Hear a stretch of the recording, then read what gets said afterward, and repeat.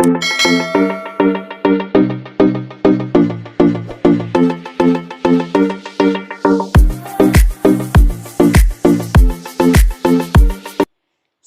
warahmatullahi wabarakatuh. Perkenalkan, nama saya Rani Handayani dari Institut Agama Islam Darussalam Ciamis. Program Studi Pendidikan Agama Islam semester 4. Kali ini saya akan membahas tentang apresiasi dan prestasi. Nah, teman-teman pasti sudah tahu ya apa yang dinamakan dengan apresiasi dan prestasi. Di sini saya akan menjelaskan ada 4 materi pokok yang akan dibahas. Yang pertama yaitu adalah pengertian apresiasi dan prestasi.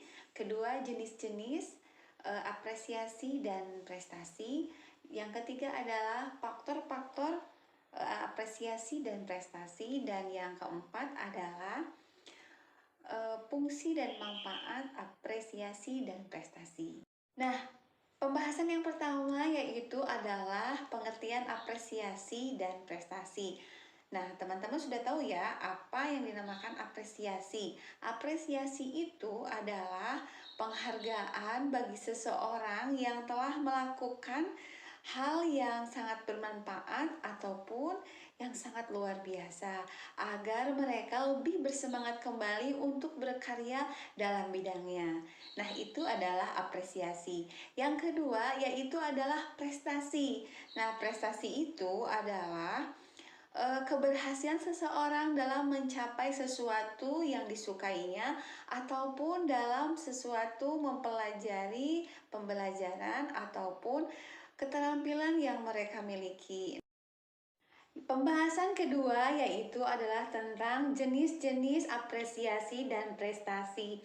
Jenis-jenis apresiasi yang saya akan jelaskan di sini hanya 3 saja. Mungkin teman-teman di luar sana banyak sekali jenis-jenis apresiasi yang diungkapkan oleh para ahli. Nah, apresiasi yang pertama yaitu apresiasi kritik. Nah, apresiasi ini sangat membangun untuk sesuatu karya seni yang dihasilkan oleh seseorang. Yang kedua adalah apresiasi estetis. Nah, apresiasi ini diungkapkan atau suatu penghargaan untuk sebuah kegiatan yang melakukan sesuatu hal yang bermanfaat. Yang ketiga adalah apresiasi empati. Nah, ini adalah suatu penghargaan kepada pribadi yang telah melakukan atau berhasil dalam menghasilkan karya sesuatu. Nah, untuk jenis-jenis prestasi, saya akan menjelaskan hanya 5 poin saja. Yang pertama adalah prestasi belajar.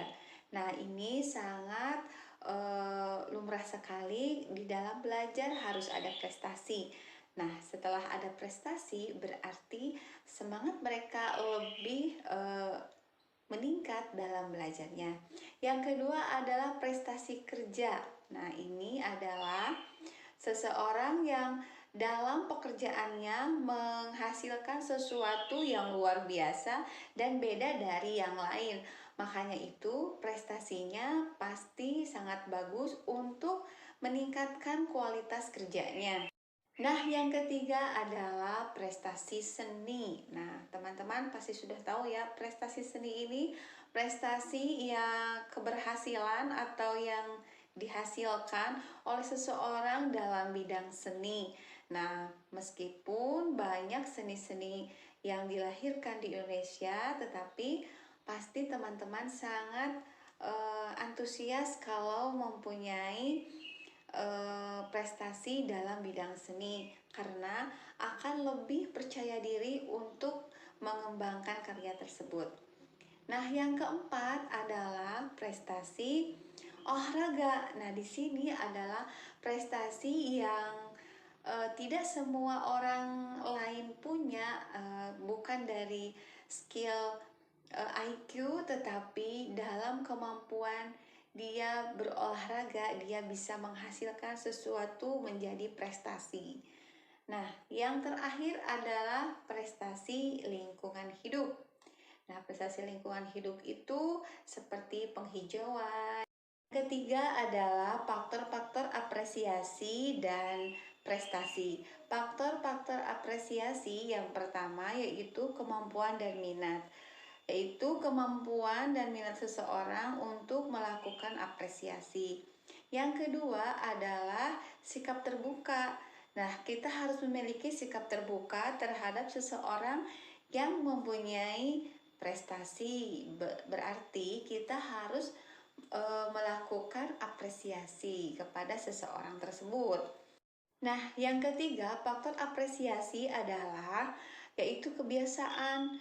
Nah, kebiasaan kita harus dipupuk dari sekarang. Ketika seseorang mempunyai prestasi, kita harus membiasakan untuk memberikan apresiasi. Nah, yang keempat adalah peka atau sensitif. Ini sangat berkaitan dengan yang poin ketiga.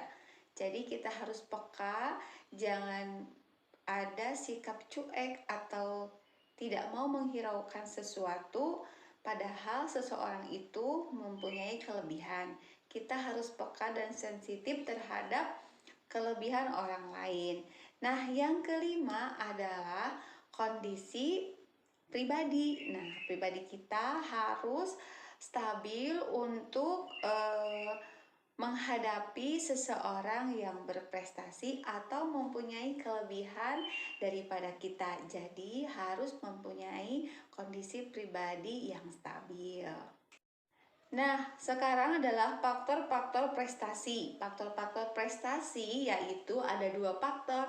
Yang pertama yaitu faktor internal, yang kedua adalah eksternal. Nah, faktor internal dulu ya. Yang pertama yaitu intelijensi. Apa sih intelijensi itu? Nah, intelijensi itu adalah kemampuan seseorang untuk memecahkan suatu masalah. Nah, jadi faktor internalnya itu, jika kalian ingin mempunyai prestasi, berarti harus ada faktor ini. Yang kedua adalah faktor motivasi. Nah, teman-teman, kalau ingin mempunyai prestasi berarti harus mempunyai motivasi yang lebih daripada orang yang tidak ingin berprestasi. Nah, yang ketiga, faktor internalnya, jika kalian ingin mempunyai prestasi yang baik atau yang bagus, harus memiliki kepribadian yang beda dari yang lain, yaitu yang tentunya yang baik ya, bukan yang buruk.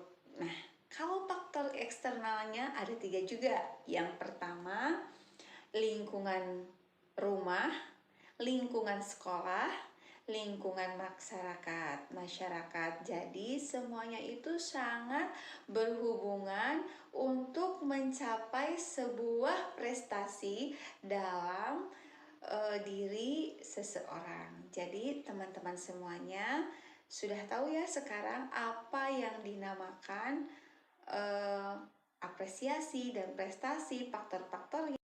Nah, yang terakhir yaitu yang keempat adalah tentang fungsi dan manfaat apresiasi dan prestasi. Nah, sekarang yang pertama adalah tentang apresiasi dulu. Fungsinya dan manfaatnya yaitu pertama sebagai sarana untuk meningkatkan karya anak bangsa Indonesia, karena banyak ya anak-anak bangsa yang mempunyai prestasi begitu banyaknya. Nah, yang kedua sebagai sarana untuk menghargai, menghibur ataupun belajar. Nah, itu. Yang ketiga adalah sebagai sarana untuk mengembangkan kemampuan diri dalam mencapai keberhasilan dan dalam berbagai cara apapun, tetapi itu pun dalam konteks baik ya. Yang terakhir adalah fungsi dan manfaat prestasi. Yang pertama, meningkatkan harga diri seseorang karena mendapatkan prestasi. Yang kedua adalah realisasi, seberapa cerdaskah kita ketika mendapatkan prestasi. Yang ketiga adalah meningkatkan locus of control. Nah, itu adalah tindakan seseorang menerima tanggung jawab dengan apa yang ada pada dirinya. Yang keempat, meningkatkan prestasi belajar atau cara belajar mereka itu bisa meningkat. Nah, yang terakhir adalah melakukan hal yang positif bagi dirinya sehingga dalam mendapatkan prestasi itu manfaatnya sangat banyak sekali. Itu hanya salah satunya. Nah, bisa saya simpulkan bahwa apresiasi dan prestasi itu sangatlah penting.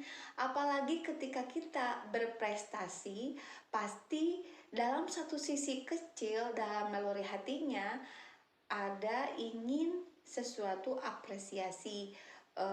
Itu berasal dari orang tua, berasal dari guru, bahkan berasal dari diri sendiri, bahwa kita itu ingin memiliki apresiasi dengan apa yang telah kita capai dalam bentuk prestasi. Semoga pemaparan saya dalam kesempatan kali ini dapat bermanfaat dan semoga teman-teman semuanya menjadi orang-orang yang berprestasi dan berakhlakul karimah.